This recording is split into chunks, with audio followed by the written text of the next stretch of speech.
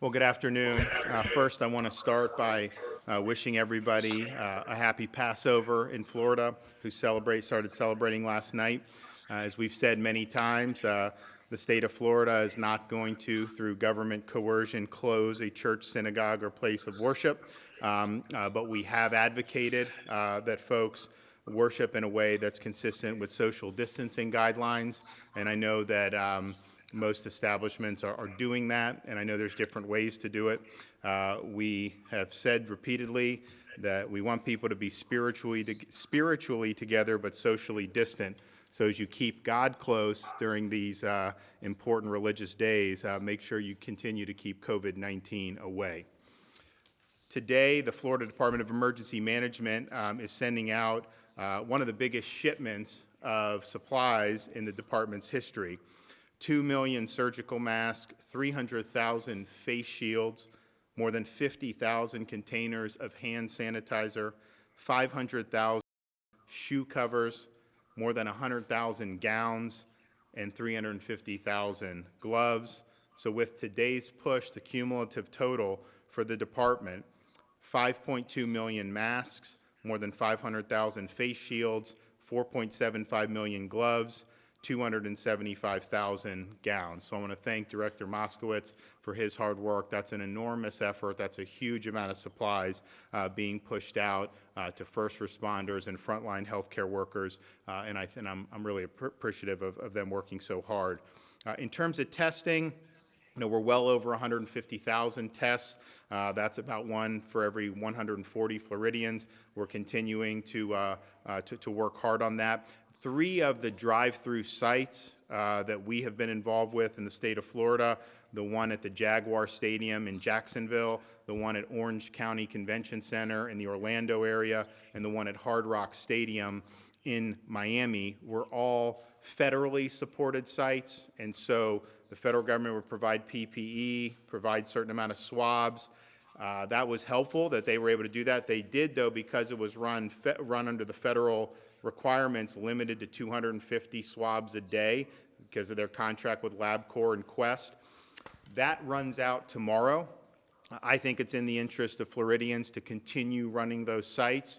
So we, the state of Florida, are going to resource all of those sites. Jared Moskowitz is sending thousands of swabs to each of those sites. We're going to send National Guard. I think the mayor of Jacksonville has asked for some additional National Guard support in the Jacksonville site, so we're going to do that. And because we're no longer under the federal restrictions, we should be able to accommodate way more than 250 a day. The sites that the state of Florida has run with local governments or with local healthcare systems, like the one we did in Broward County with Memorial, we run through 700-800 people a day, and that is a good model to be able to do.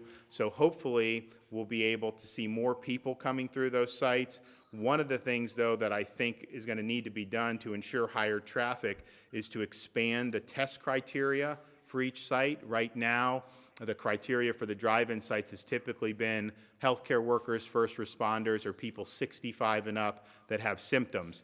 And in a place like Jacksonville, although they've used the site, that has not been enough, so they've expanded a little bit. I think we can expand in Orlando and Miami. So the Department of Health is working on that, but I think that you will then see a more expanded criteria for this. One of the things we're looking at, and we've got to figure out how you would put it out there in a way that is that would be understandable and coherent, is are there people out there who have had repeated close contacts with somebody who then developed COVID-19 but then they themselves don't have any symptoms?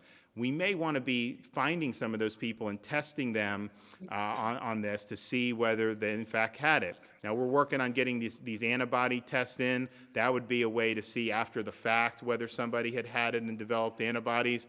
But this idea of an asymptomatic carrier and then how they would interact with the public, I think that's important to know now as we continue to work to slow the spread. But beyond this period, people that are asymptomatic, how much are they spreading it, how many of them have it. I think those are going to be good answers to have. So those test centers will continue, and I think they'll continue with expanded criteria. We also are continuing to work to distribute these rapid test machines from Abbott Labs. So the state has received 15 of those, and so we're working on identifying the hospitals that still need some.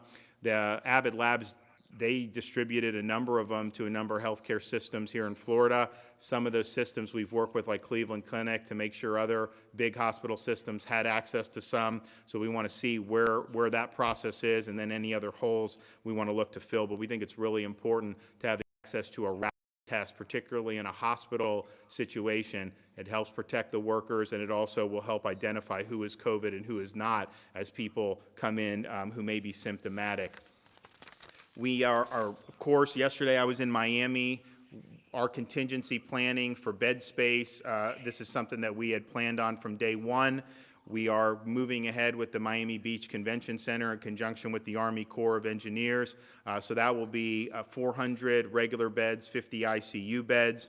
We also are going to have the Pan American Hospital down there outfitted with about 200 beds. Right now, I think we'd be able to get 100 pretty quickly. They have to fix the elevator to get people up on the other floors, but that is something. There'll be a step-down ICU there. There's, I think, 30 beds for with Nicholas Hospital System, so we're working on that. There is a field hospital as well. So there's a lot of bed capacity that's been staged in South Florida, and we're going to continue to monitor that. I've also spoken with other people throughout the state about any type of surge plans. Bottom line is we do have the ability to move beds, to move a field hospital, and do that relatively quickly. Those whether it's the convention center, whether it's the Pan American Hospital, those are all staffed with National Guard, with nurses and doctors who are not necessarily a part of these Florida hospital systems. So it's a way to really supplement what's already being done, but we're trying not to divert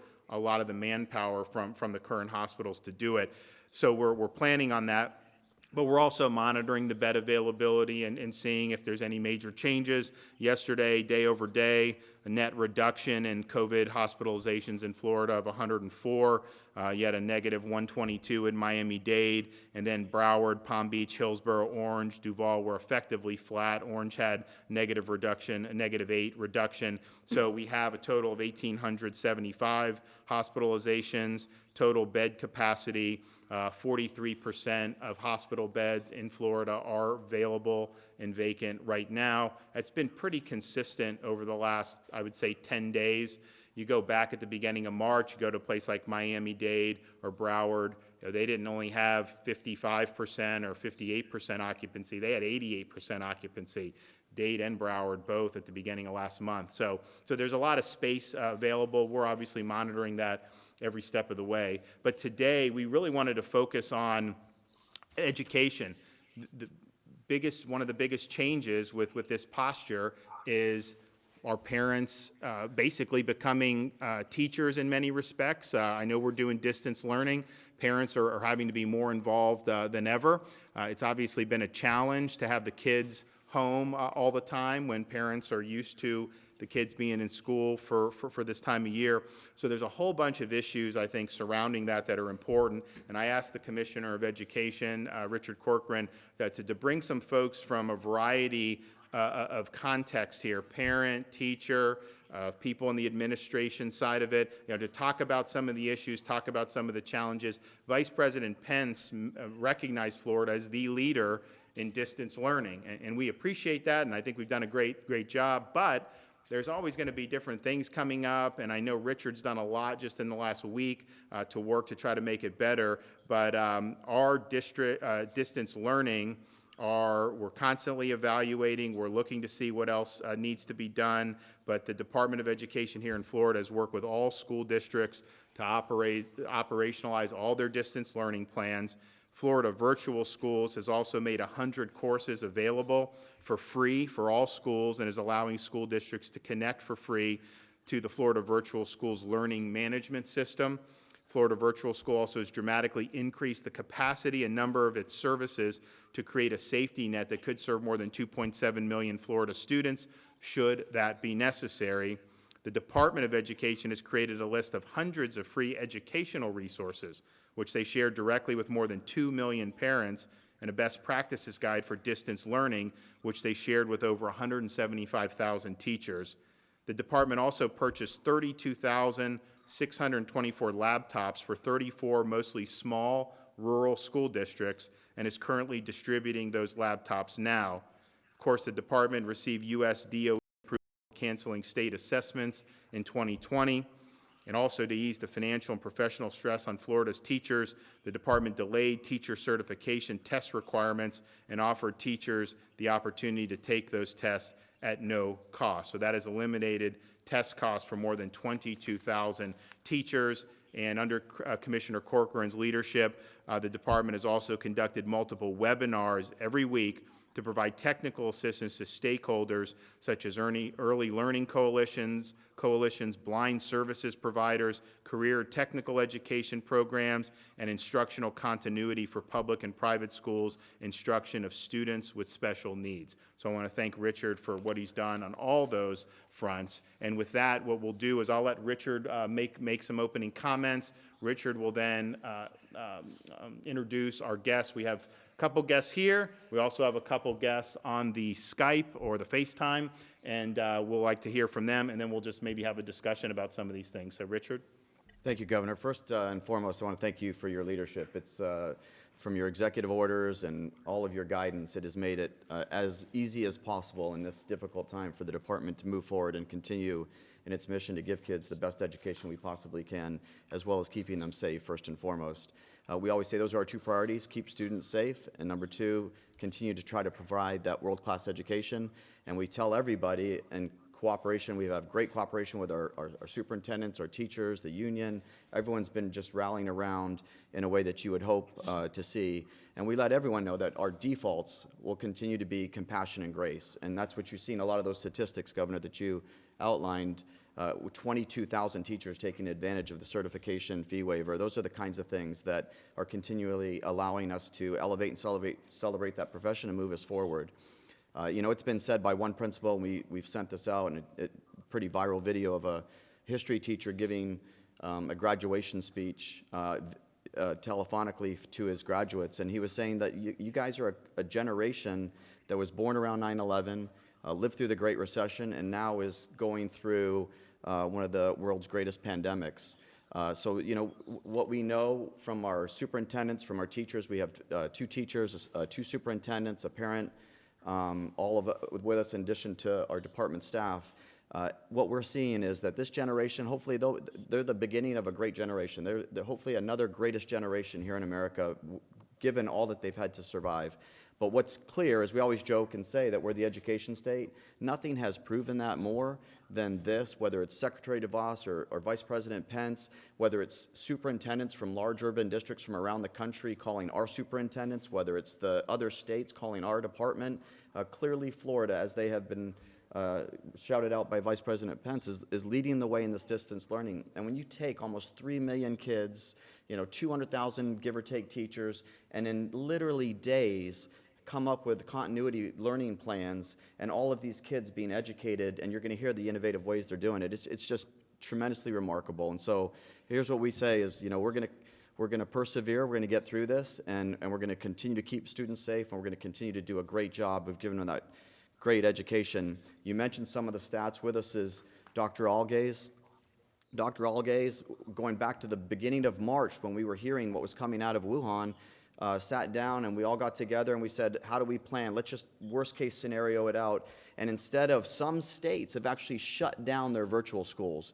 Back in the beginning of March, not only were we not shutting down our virtual school, we were buying an additional 12 servers. We were expanding the learning management platform. And now, not only is it available to all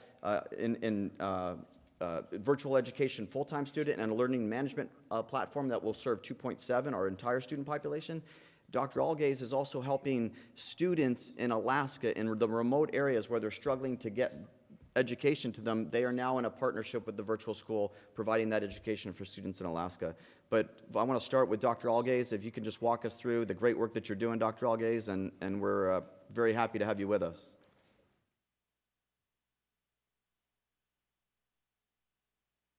Thank you. I want to go ahead and thank you Governor and Commissioner Corcoran and the leadership that you all have provided. You have removed all sorts of obstacles and red tape to allow the districts to be able to move, allow them to work with us, in constant communication with them since the beginning of the pandemic in order to be prepared to afford to them whatever assistance we could. We realize that as the state's online public school district with 22 years of experience developing and teaching digital courses, that we were a one-stop solution that people could take advantage of. And we needed to be prepared and available to help the parents, the students, school districts across Florida and the nation. Specifically, as the commissioner mentioned, we launched multiple support services. We started with teacher training, was one of the first conversations we had with the Department of Education as they were coming up with their continuity plans and realizing that many teachers were going to be in a position where they were in an uncomfortable situation or out of their comfort zone in any case, teaching online, that this would be something that we could immediately help with. So we offered the virtual teacher training for school districts and for private schools and public schools, charter schools, in order for them to learn about our online platform and also to share best practices and online instruction to get them prepared to teach students online.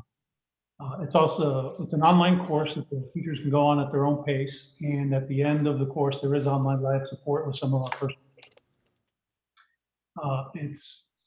So far, we have 33 school districts and over 100 charter and private schools have taken advantage of this.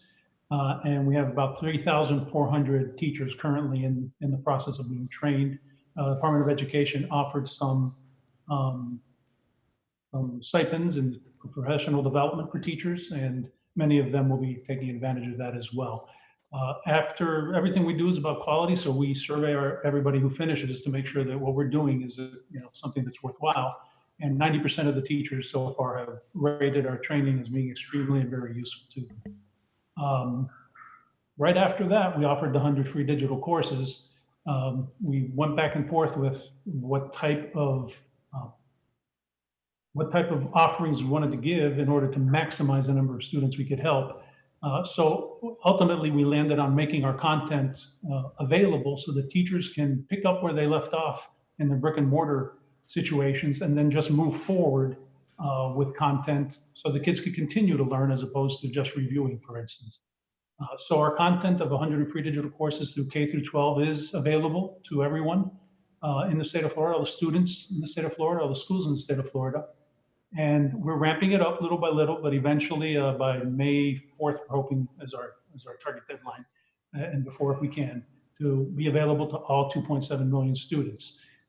Under the current situations, and again, when we started this, there was a lot of uncertainty, and there still is plenty of uncertainty, but maybe a little bit more clarity now that we're somewhere in the middle of this, whether or not, where students were going back to school, at what point they'd be going back to school, at what point the continuity plans for the school districts they'd want to shift. So we wanted to be available for everyone. And in case there's ever any other emergency or any other type of reoccurrence of this, we wanted to be available for all of our students to be able to learn digitally if they had to. So right now, we have, in the last couple of days, today's Thursday, last 4 days, we've had 103,000 students come on board through the school districts and private and charter schools. After that, we also created, or actually before that, our website and our virtual information for folks, for schools and districts, useful tips, information, and about 7,000 schools and districts. Folks have looked at those websites, which was launched on March 5th. The teacher training website, which has a lot of tips for teachers on how to do things virtually. About 18,000 hits have been on that point of the website. And for students and parents, we've had about 28,000 hits on those websites. And giving tips for parents, since as the governor mentioned, they're all of a sudden becoming the main teachers there for help in how to guide their kids with their online teachers to be productive and to continue their learning. From that, we evolved our very robust online learning community. And that's for all students, parents, teachers, online educators for grades kindergarten through 12. And it's informative and engaging content. It's got articles. We have live webinars. So far, we've had about 400 participants in these live webinars. We've served about 6,000 folks with these. And it's all a one-stop shop, all consolidated for any anybody who's interested in how to navigate online learning. And finally, for students and the parents who want to put their students immediately into our flex system in order to help them continue with their education, we've modified our procedures so that when a student comes on board, the first thing that happens is the online teacher gets with them and determines where they are in their coursework so that they continue their learning again. Instead of just reviewing what they've already learned, they can move forward and get a productive time during their online sessions. And approximately 13,000 students have come online so far. Again, this is free to everyone. It doesn't impact the districts at all. We've put them in a specific server coding so that we can keep track of them and understand that they are coming with us possibly temporarily as they continue whatever courses they had in their brick and mortar school so they can continue their learning. And finally, as was mentioned, supporting Alaska, we're starting off with the small groups, 300 students who, as was mentioned, have hard time to access education, especially now. So that's the first phase of what we're doing with them. The second phase is we're going to be training their teachers that are going to be working eventually in their own virtual schools. And ultimately, they'll be using our digital content in order to go ahead and teach their kids online next school year. That's essentially what we have from the Florida Virtual School. And thanks for inviting us to be able to share the opportunities we have available for kids throughout our state. Thanks, Dr. Algaze. Also with us is Superintendent Mike Grego from Pinellas County. Superintendent Grego has been a regular call for all of us seeking his counsel, advice, and input. But Superintendent, if you could give us what some of the challenges are, some of the successes, and things that you're working on.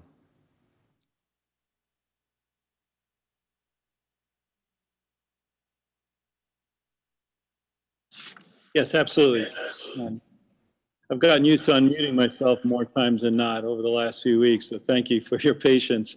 And first of all, thank you for inviting us. And my comments today may be directed a little bit towards Pinellas County, but let me assure you, thank you for your kind comments, Governor DeSantis and Commissioner Corcoran, for all the superintendents and the incredibly hard work that they've put forth over the last several weeks to continue instruction throughout this great state of Florida. What we've accomplished is monumental, but let me also add my thanks to both the governor and the commissioner and the Department of Education, because I share with my colleagues our thanks, daily calls with Chancellor Oliva, who's sitting up there, and that he's constantly, consistently available to us on a daily basis. So thank you so much for your support, because what we've done is incredible, but we could not have done it if it hasn't been for all of us working together. It has truly been the village that has brought the state together around the K through 12 environment. So thank you so much. Our district's goals, as I know the goals of all districts, the 67 school districts and others in the state of Florida, is to, number one, support our schools, support our students, and then support our families so that learning continues. One of the things that resonated with me early on when the commissioner said, our buildings may be closed, but our schooling and our learning continue. And I've carried that, and other superintendents have carried that throughout the last several weeks, and will continue to carry that out as it's needed. We've had to communicate like none other in terms of our consistent message, our streamlined communications through so many multimedia venues, through videos and websites. And I can say to you as one superintendent, our community has rallied around this event. We've rallied around to help one another. Rest assured that the communities and the parents and the teachers and the support staff and everyone involved has done such tremendous work, and it's been such a lift that has brought us closer together than ever before. And it surprised many of us as we are weekly on a call through FADS, and I want to thank Kurt Browning, our current president, for his service and his leadership through this event. But our attendance in the state and our attendance in Pinellas County in our first week is district-wide. Our engagement is at 97%. And I'm not quite sure I would have guessed that it would have been that high. But it's an indication of how people are rallying together around the digital learning platform. And that was last Friday. I've also included well over a few thousand computers, laptops distributed this week.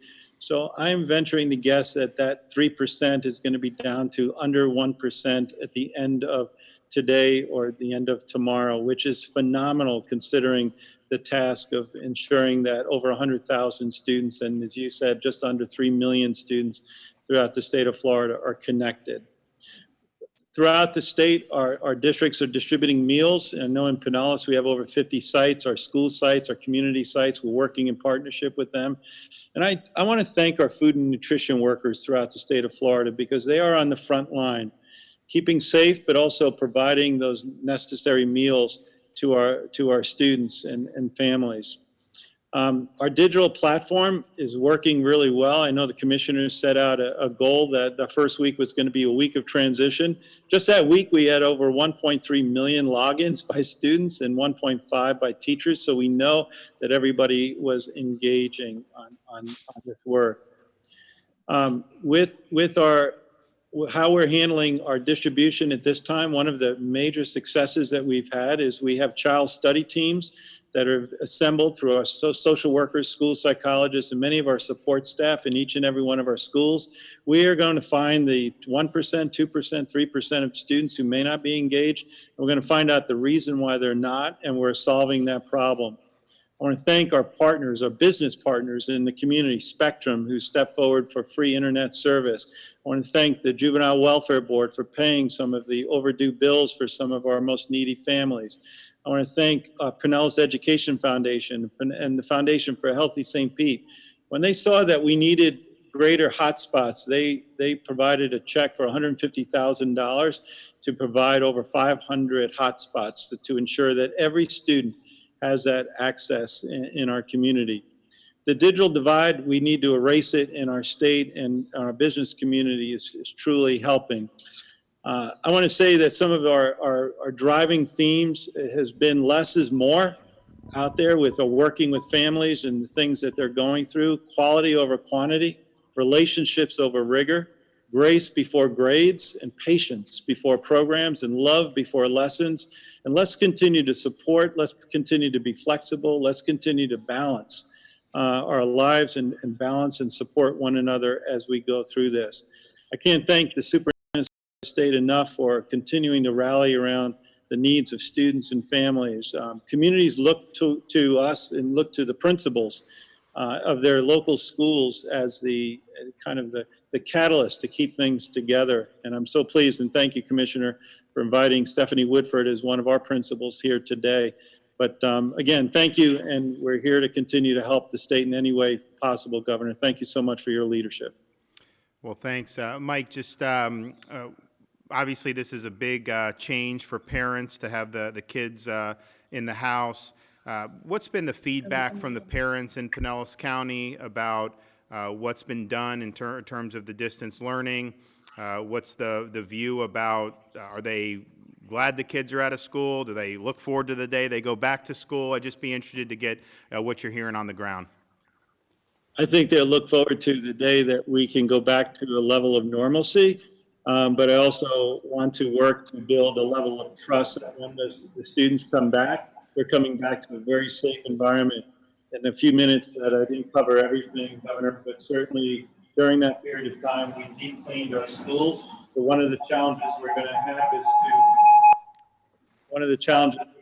is to continue to enforce that when we go back to that, whatever that normal is, that our students and our families feel safe, that our school environment is a safe environment to be in. Great. All right, well, thank you so much. I know it's to have to, when you're planning the school year at the beginning, most people probably didn't think that it was going to evolve this way, but you guys moved very quickly, and particularly in a place like Pinellas where you've got a lot of students and it's a populous county. So I want to commend you for all your hard work and effort. Yeah, and thanks, Mike. I also loved your, yeah, I'm gonna have to steal that from you. You're gonna have to send it up to us, all of your principles that you use, and as you do the less is more and love over lessons. That's great stuff. Also want to commend, Governor, and you should know this, nationwide, there's some districts that are struggling with having kids go off the grid in this circumstances, some of them 15% and above. And as Mike said, you know, we're going to get to, I think, 1%. And even that 1% is not good, not where we want to be. But one of the priorities of your administration has been closing that achievement gap, and we're tracking those kids with cooperation from the superintendents, and we will engage in whatever is necessary to get those kids back on track. But with that, one of the principals, I've been honored to tour her school, and she's fantastic, and she deals with students who are from a low socioeconomic background. But why don't you talk about that and what you're doing? But it's Principal Stephanie Woodford. Hi, good afternoon. This has been quite the interesting feat at our school. I've been awed and impressed by my faculty who has seamlessly transitioned to this new learning.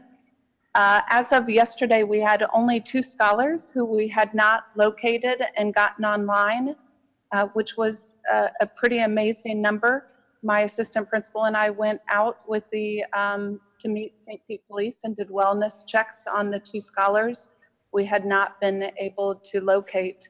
But we've even found scholars who were on vacation. We have one who was in New York and is still in New York, so we have worked out a system with him to get him online as well. So the administrative side of it, getting technology in all of our students' hands with the hotspots and tracking them down with the mobility rate as we do, was a pretty big undertaking. But it's been exciting to watch going in and out of the classrooms with the students, on with the teachers. Dr. Grego mentioned being compassionate, and I think that's the balance that the teachers are working so delicately to find. You want to not overwhelm families as they're going through this challenging time, but you also want to meet the needs of every student. At our school, we track every student where they are academically and through assessments, and so transitioning to this, just holding that same expectation to individualizing instruction for every student's been important. But just as much as we don't want to overwhelm our students and families, we don't want to underwhelm them either. So some of our families are saying, I'm finally home and I'm able to work with my child and give me more. And so you want to make sure that during this time you are not doing a one size fits all. I had a parent call yesterday frustrated, and I think some of the frustration is, you know, we're teaching our students and it's not the same way we were taught before. And so our parents are working really hard with this online learning. And so she was frustrated and was feeling overwhelmed. We reached out to the teacher. The teacher got online with the child and the parent, did a little mini lesson on decimals, which was amazing. And the parent was just relieved. But the lesson was as much for the parent as for the child, so the parent was able to assist. While I was on that call, my math coach came on, the science coach, the behavior coach, everybody is just jumping in, embracing. It's been just amazing to watch. I'm honored to be a part of the staff. Thank you. Next, we have 2 teachers. One of the teachers is at that same school, Ruth Morales. And if you want to just give us an update on what you're doing with your students. Yeah, good afternoon. I'm privileged to be here with everyone. It's been a tremendous learning experience for myself and the scholars.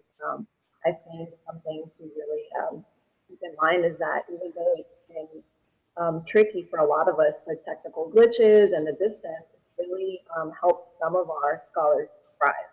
So I have a few of my introverts really taking tremendous leaps academically speaking, and they have this platform where they feel safe and they can work in their own pace, get feedback from not just that one teacher or instructor during that blog or the section, but they can reach out to their coach, their favorite teacher, professor, and whatnot. And so it's been a really enjoyable experience as well as a taxing one, because we're all learning and it takes time and patience. But I would certainly say that togetherness and everyone jumping on board to help one another, parents, teachers, colleagues, administration, all working together to make sure really get what they need at home has been tremendous. And I'm really glad to be part of it. Thank you. And now we have Sarah Hall, who is a first grade teacher in Seminole County. Sarah? Hi, thank you so much for allowing me to be here. I would like to specifically thank Governor DeSantis, Commissioner Corcoran, and everybody involved in this meaningful conversation for soliciting teacher voice and for the incredible honor of being able to share mine. As a classroom teacher, and like Commissioner Corcoran said, I'm currently teaching in my 17th year in a first grade classroom of a Title I school. And I know that this is an unprecedented time that we will talk about for the rest of our lives. And I know that with that will appear stories of resilience and stories of what Floridians do best, which is rise to the occasion and find innovative ways to meet the needs of our students with what Commissioner Corcoran said, a default of compassion and grace. And that's what's driving me as a classroom educator right now. With my classroom environment and also with educators across the state of Florida that I network with and have been sharing with, I'm excited about the positive narrative that is being driven through our classrooms and out to our families. And some of those are an elevated caregiver engagement with especially some more of our most fragile families.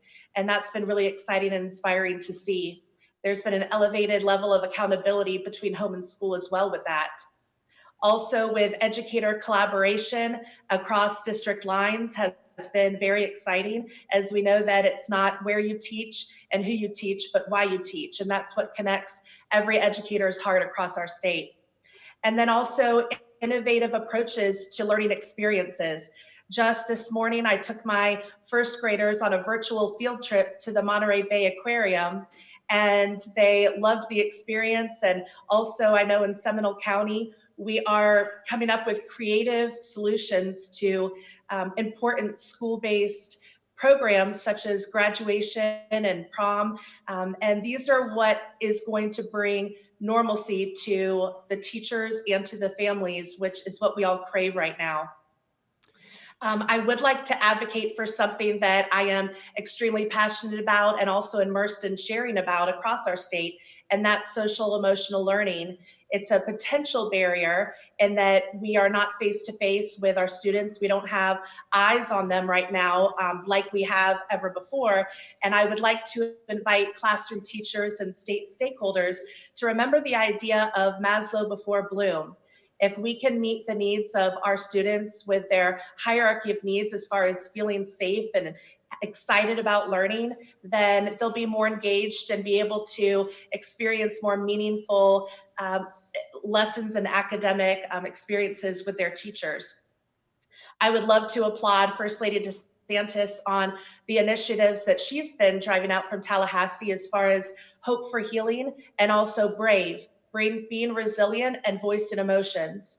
These, along with building relationships and maintaining a two-way street of compassion and grace, is what is going to maintain our mental health checkpoints with our students, especially our students in the most fragile home environments. And I know that Florida educators and students and families are going to come out on top of this because, like Commissioner Corcoran said, we have a default of compassion and grace. And that is what makes me prouder than ever to be a Florida educator. Thanks. I just, what was it like? I mean, you're having to obviously prepare your students normally, which obviously is a lot of work, and then this happens, then all of a sudden, you know, you've got to change your plan. So what went into that? Because I think the teachers have had to do a lot of work on a very short amount of notice, and I think it's required a lot of innovation and ingenuity. So can you just describe kind of how that process has evolved for you over the last few weeks? Absolutely.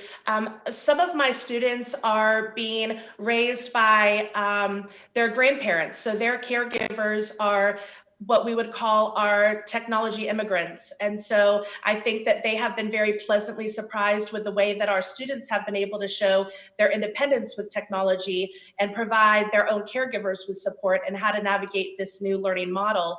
I definitely think that it has taken some ingenuity on our part to be able to not only incorporate our academic lessons and also the rigor that we know are going to get our students to be workforce and career ready, college and career ready. It's also about maintaining those relationships and reaching out and making sure that our students are happy and healthy. I know I have one student in my class, and my students are 6 and 7 years old. One of my students was especially shy and a little bit nervous about engaging in an online environment with me and his peers.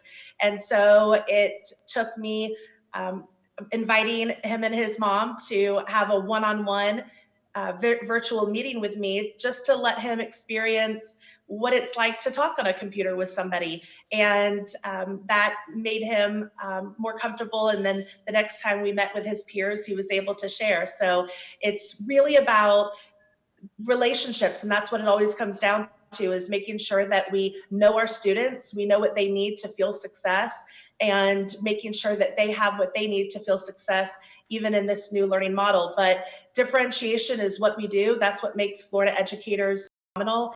And so as long as we know our students and have the resources that we've been given, then we are able to do our job. And I would like to thank Governor DeSantis, Commissioner Corcoran, and the State Board of Education, and also our local leaders for the leadership that's being provided to educators across the state right now. Because as long as I have the trust of my state and my local leaders, then I know, as long as I know my students, I can provide what they need to be successful, and we'll all come out stronger. Great, thank you. And Thank next you. we have a parent whose life has probably been upturned quite a bit, but also very active in the PTA, is Conleen Banco. Afternoon. Thank you for inviting me to participate today.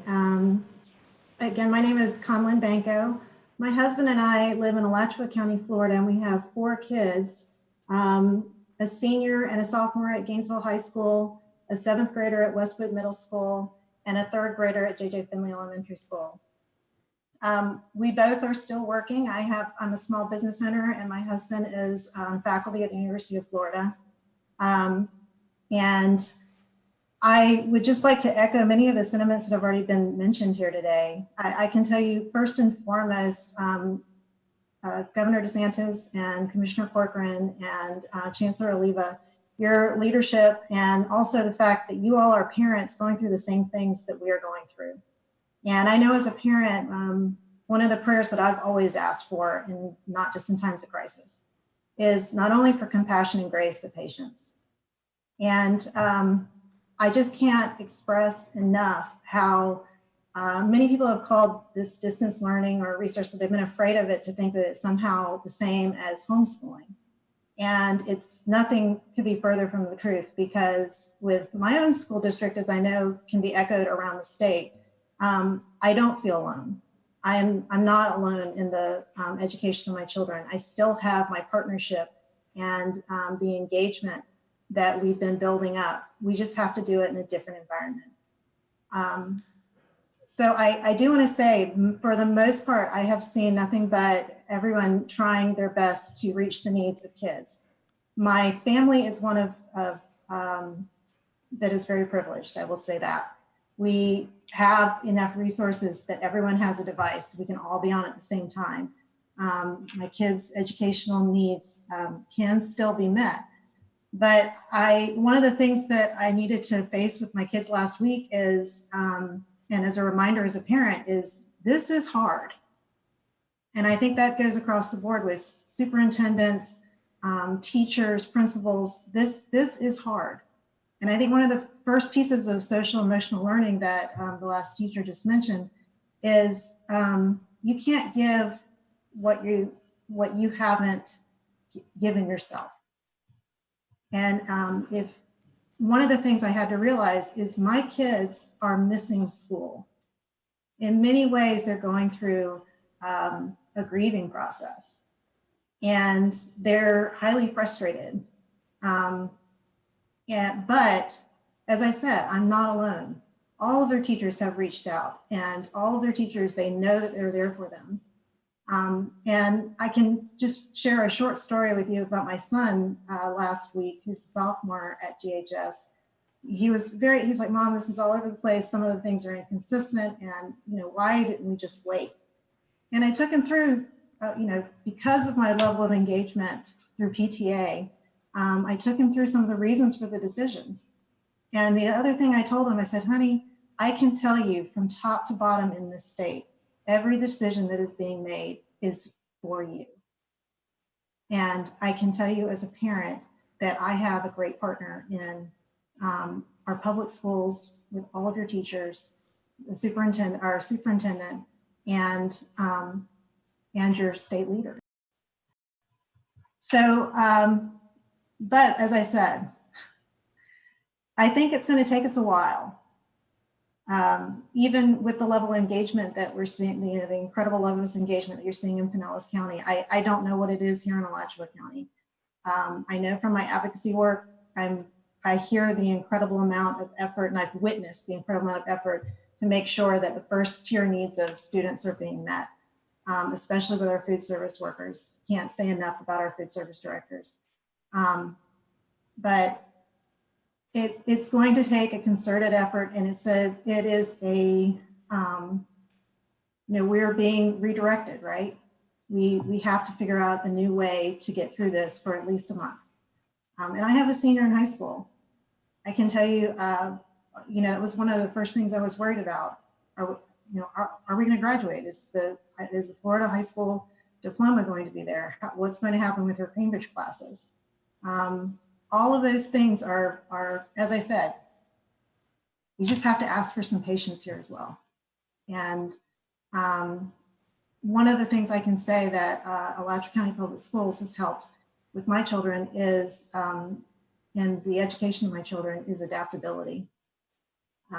As you know, I think as my daughter was born in 2002, right after 9/11, the things that she has witnessed and seen and will face, and trying to make a decision on where to go to college next year, is, as we stay at home, is unprecedented. But our education system has given her the skills, and my family and her village, is there to help her. She knows how to advocate for herself and to own her education. So I do want to say thank you. And also I'd just like to echo the same thing some of those other people said from a Florida PTA perspective. I do sit on the board of directors, and I'm on their legislative committee. First, Governor DeSantis, we want to congratulate you on the birth of your daughter. And we also just want to continue to say we'd like to continue to help. So all of these things that you all are finding out, all this information that we're going to have an inordinate amount of data coming in by the end of the month. Let us know how we can help to make sure every child reaches their potential, and that the distraction or the bump that this is causing worldwide in people's education. Well, thank you so much. And just want to thank you and all the parents out there who've had to really go into kind of a brave new world here. And it hasn't been easy, but I think so many parents have responded very positively. I am concerned as the longer this drags on, the more people that are economically dislocated. I think that is going to be something that's going to be problematic if we're talking about distance learning, and then obviously as we get into other issues like mental health, which we're going to talk about in a minute. So we really appreciate the load that the parents are carrying, particularly those who've run into financial hardship, and that's a big priority for us to try to mitigate that, and we're working on a variety of strategies to try to mitigate that very quickly. But I appreciate everyone in Florida who's working so hard, and and I think that was mentioned by Conleen, but when you're in school, particularly like the high school kids, I mean, obviously the education's important, but there's a social dimension to this. If someone's going to graduate, a prom, sports, all these different things, that taken away is a big deal. and that really is going to affect students. And so we're sensitive to that, and obviously would love to get folks back to where they're able to interact like they're used to, but particularly for those students who are nearing the end. And so I know Richard's been concerned as well. So I want to thank you, and again, thank the teachers. I appreciate both Ruth and Sarah for what you're doing. It means a lot, and to be able to have this many people that are engaged and that are doing it.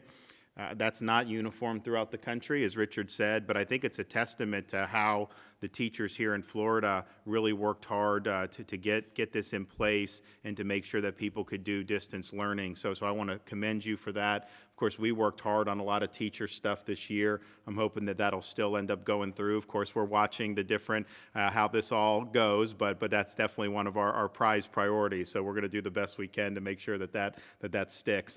So thank you. And I also wanted Richard, he's going to talk a little bit about some of the mental health components of this. I don't even think we can really fully fathom how the mental health aspects of this are going to unfold in the days, weeks, months, and potentially even years going forward. Fact of the matter is that the country's been through pandemics before. We've never been through one where we've had this level of staying at home with the parents having to do this, economic dislocation. So there's going to be a mental health component to this one way or another, and we need to lean into that and do the best we can to help folks. So. Yeah, and so who I'd like to introduce, Governor, is obviously you guys know Jacob Oliva is the chancellor of our whole K-12 system. He's been, in fact, as we speak right now, we have a webinar beginning to the districts on telehealth. But I'm going to have Jacob Oliva and then Andrew Wetherill, who is our specialist for ESE students, and have them both talk about how what are we doing in terms of continuity of service and mental health and our ESE students. Jacob? Sure. Thank you, Commissioner Corcoran and Governor DeSantis. I want to thank you, too, for your leadership and to the Commissioner for really setting the tone on how we're going to navigate through this crisis. And from day one, we really set that tone that we're going to keep students safe. We're going to maintain as much continuity with our students as we can, and we're going to make sure that they have that safety net around them to have that support wherever they are in their lives and whatever challenges they may face. We often get asked, what's the secret to Florida's success, or what is it that makes a school good? And my responses to that usually is it's a pretty easy formula. Get good teachers, get good leaders, get out of their way. And when we started facing this challenge here in Florida, our districts and our leaders and our teachers really have stepped up and have done a tremendous job making sure that they are putting together a learning plan that meets the need for all their students, for all aspects of their life. Fortunately for us, First Lady DeSantis really tasked the agencies a few years back to start really working together and defining a term that we call a system of care for all our students to make sure whatever mental health and needs and supports that are needed put in place for that student to be successful, they have access to. So as we have done a good job developing those systems of care, now we're looking at how do we transition what has been put in place for those students to a virtual environment. And Andrew, excuse me, can tell you a little bit more about some of the work that we've done around telehealth, around providing access to school social workers, school counselors, school psychologists, even in a distant learning environment to make sure that safety net is there. And that's right. We continue to enhance our access for all students to have that time with their school counselor, social worker, school psych, and school nurse as well, to have that time they would in the building now being done on a different platform virtually. So just as our teachers are certainly adapting and adjusting to a virtual setting, so are those counselors and social workers and school psych, et cetera. So they're ensuring that your students are not only, all of our students are getting those supports that they need to be successful in the classroom and breaking down those barriers, as Dr. Grego had mentioned earlier, through its team leadership team meetings and others, but also through actually having counseling sessions through virtual settings, making sure to provide those services with those students, to have those discussions, because it is incredibly important that we're ensuring that our students are getting their needs met so that they can focus on the education at hand and get that world-class education we know they're getting through our wonderful teachers. So we want to make sure that we are supporting in all ways through the efforts of the governor and the First Lady, through the Hope for Healing and our partnership with our community team members, but also just internally as our school-based mental health providers, that we are working together collaboratively to meet the needs of our students and families.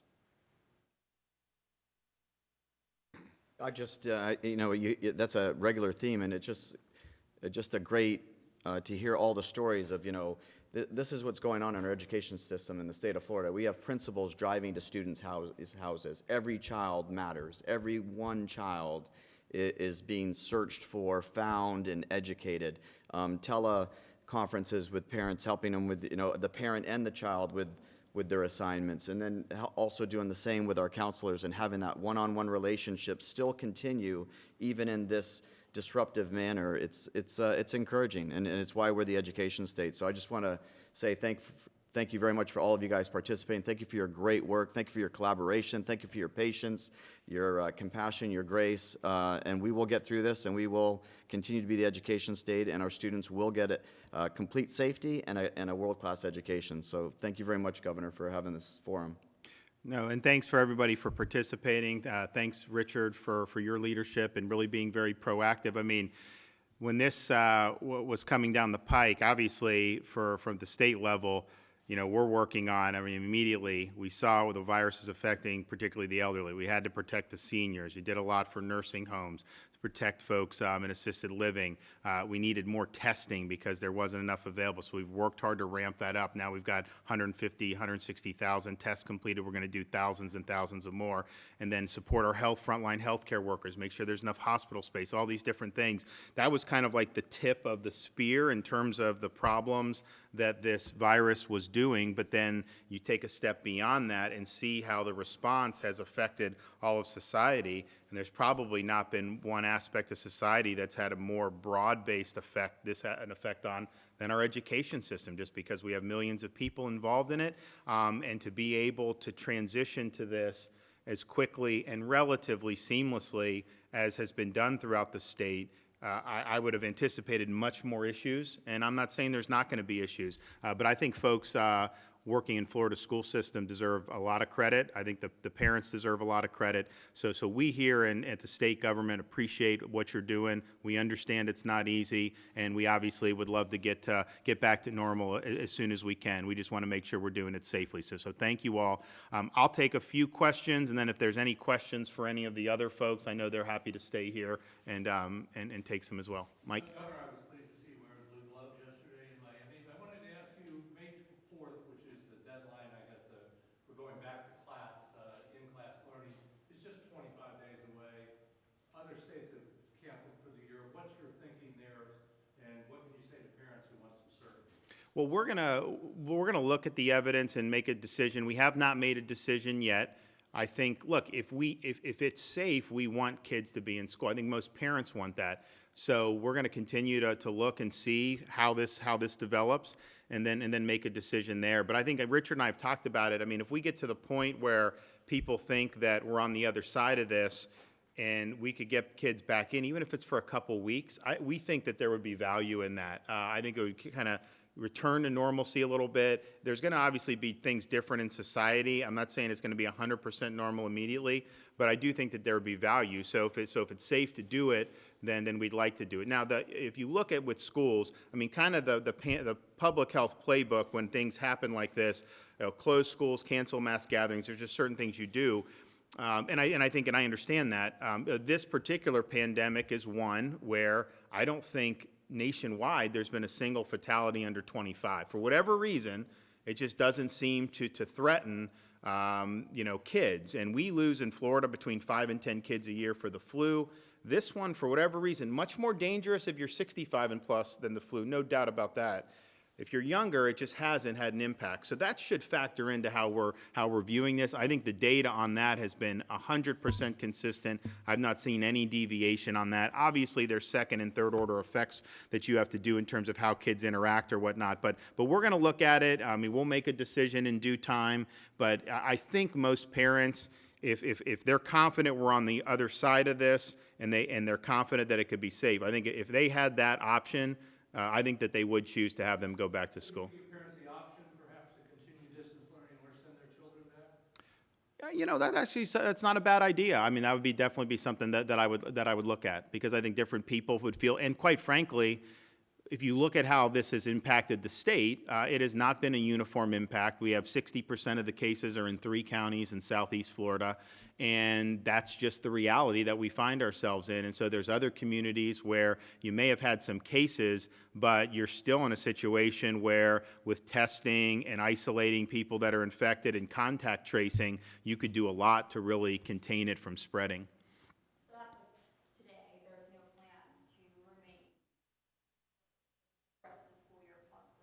We have not made a decision beyond what's already been announced. We review the data every day. We look to see.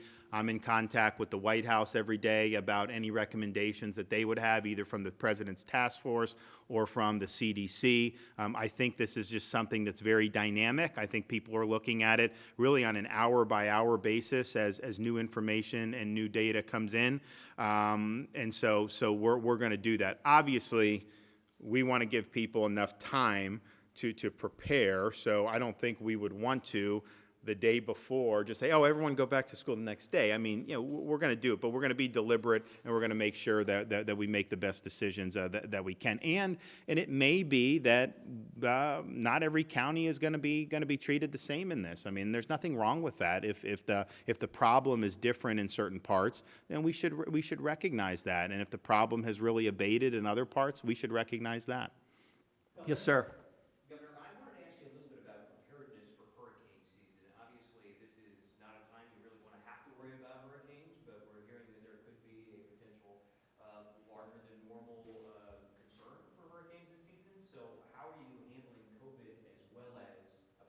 Well, hurricanes, we assume there's going to be hurricanes every year. I mean, that's just the reality. That's what we have to do.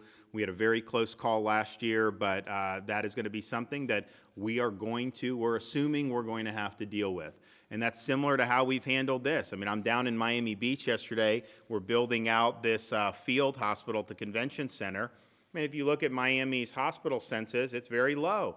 But we're preparing for the worst. Obviously, hopefully we don't have to use that convention center.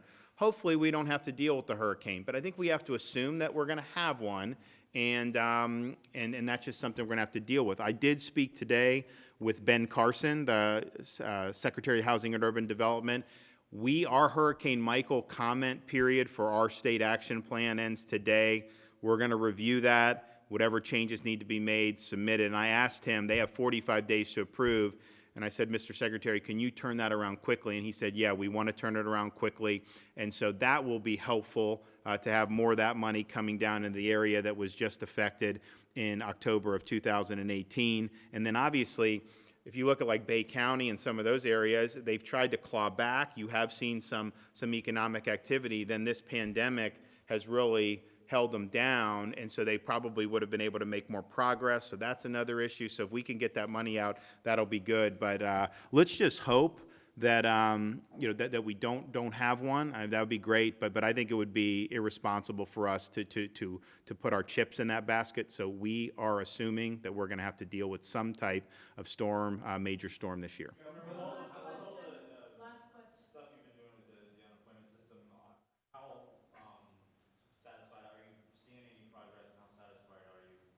Well, there's definitely been progress. So I got the numbers yesterday, and I'll have my folks verify this, but I think on the main Connect site, I think there were between 35 and 50,000 submissions, but then they created a parallel site that I think there were another 50,000 submitted. Now that parallel site, they're going to have to migrate the data into this Connect system, but at least people were able to do it. They're submitting it.